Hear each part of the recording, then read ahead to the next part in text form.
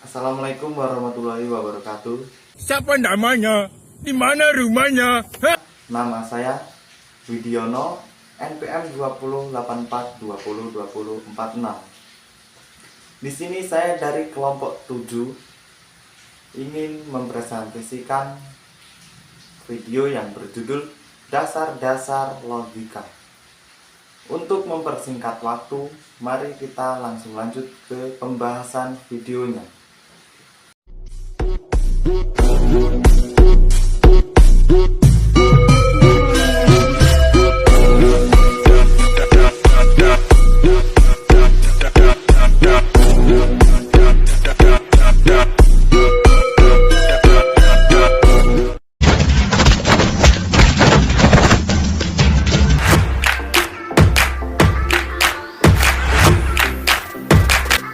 Pertemuan ketujuh yaitu membahas dasar-dasar logika. Tujuan pembelajaran mahasiswa mampu memahami dasar-dasar logika, metode inversi meliputi disjungsi, konjungsi, silogisme disjungtif, silogisme hipotesis. Lanjut ke topik. Yang pertama disjungsif atau yang memisahkan, yang kedua konjungsif yaitu kata sambung, yang ketiga silogisme disjungsif, yang terakhir silogisme hipotesis. Lanjut ke yang pertama disjungtif. Penambahan disjungtif, intervensi penambahan disjungtif berdasarkan atas fakta bahwa suatu kalimat dapat digeneralisasikan dengan penghubung. Alasannya adalah karena penghubung bernilai benar jika salah satu komponennya bernilai benar. Sebagai contoh, perhatikan kalimat yang diucapkan Rara, "Saya suka jeruk." Bernilai benar, kalimat tersebut tetap bernilai benar jika ditambahkan kalimat lain sebagai penghubung. Jadi kalimat "saya suka jeruk" atau durian yang diucapkan Rara juga tetap bernilai benar dan tidak bergantung pada suka atau tidaknya. Bentuk simbolis metode inversi penambahan disjungtif adalah sebagai berikut: P atau Q. Dan rumus di bawah ini, contoh, Simon adalah siswa SMA, dalam kurung siswa menengah atas. Simon adalah siswa sekolah menengah, dalam kurung SMA atau SMP. Lanjut yang kedua, konjungtif. Inversi penyederhanaan konjungtif merupakan kebalikan dari inversi penambahan disjungtif. Jika berapa kalimat berhubung dengan penghubung, maka kalimat tersebut dapat diambil salah satunya secara khusus. Penyemitan kalimat itu merupakan kebalikan dari penambahan disjungtif secara merupakan perluasan satu kalimat. Bentuk simbolis metode inversi penyederhanaan konjungtif adalah sebagai berikut. Lina menguasai bahasa basic dan Pascal. Lina menguasai bahasa basic. Penghubung "dan" dalam hipotesis di atas berarti bahwa Lina menguasai bahasa basic sekaligus menguasai bahasa Pascal, sehingga secara khusus dapat dikaitkan bahwa Lina menguasai basic. Jadi ini materi merupakan kebalikan dari inversi penambahan disjungtif yang kita bahas sebelumnya. Lanjut ke yang ketiga, silogisme disjungtif.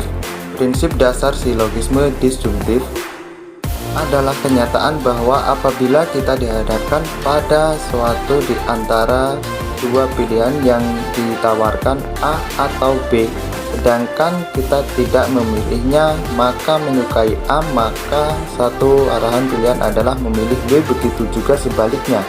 Hal ini sering dijumpai dalam kehidupan sehari-hari.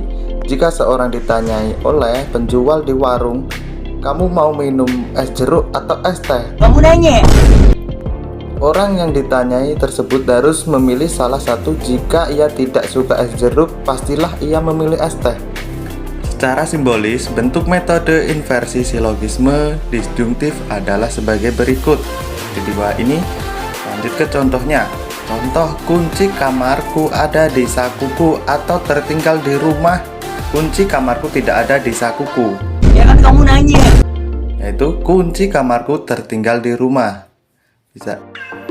Untuk yang terakhir yaitu silogisme hipotesis. Silogisme hipotesis merupakan argumen yang persih mayarnya berupa propisi hipotesis, sedangkan premis minor yang merupakan proposisi kategoris yang menetapkan atau menginginkan trem disment atau trem konsekuen permis mayornya klik. Macam tak betul je budak ni.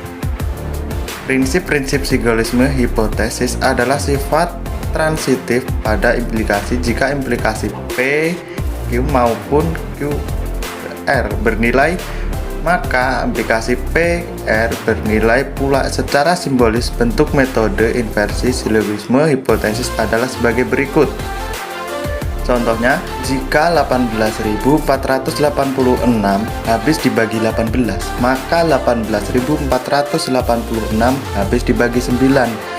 Jika 18.486 habis dibagi 9, jika 18.486 habis dibagi 9. Silogisme hipotesis jika 18.486 habis dibagi 18, jika 18.486 habis dibagi 18. Maaf jika penyampaian materi saya kurang pas dari cara saya membaca atau ada kesalahan. Mungkin bagi teman-teman yang ingin menambahkan atau menjelaskan, dipersilahkan. Tapi bohong. Dan ini akan saya bahas kesimpulan yang ada di materi pertemuan 7 ini. Secara etimologis, logika adalah istilah yang dibentuk dari kata logikos yang berasal dari kata benda logos yang berarti sesuatu, yang diutarakan sesuatu pertimbangan akal, pikiran, kata percakapan atau ungkapan lewat bahasa. Logika adalah salah satu cabang filsafat sebagai ilmu. Logika disebut dengan logike. Episteme dalam bahasa Latin logika scientia, atau ilmu logika dalam bahasanya ilmu pengetahuan yang mempelajari kecakapan untuk berpikir secara lurus, tepat, dan teratur.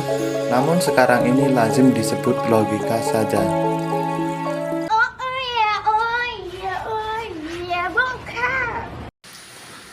Baik, mungkin itu saja video yang saya presentasikan hari ini. Jika dari teman ingin menambahkan atau bertanya atau menjabarkan materi yang saya presentasikan hari ini, saya persilahkan karena di sini saya mempresentasi hanya sendiri. Baik, terima kasih. Wassalamualaikum warahmatullahi wabarakatuh. Oh yeah, baby! That's what I've been waiting for.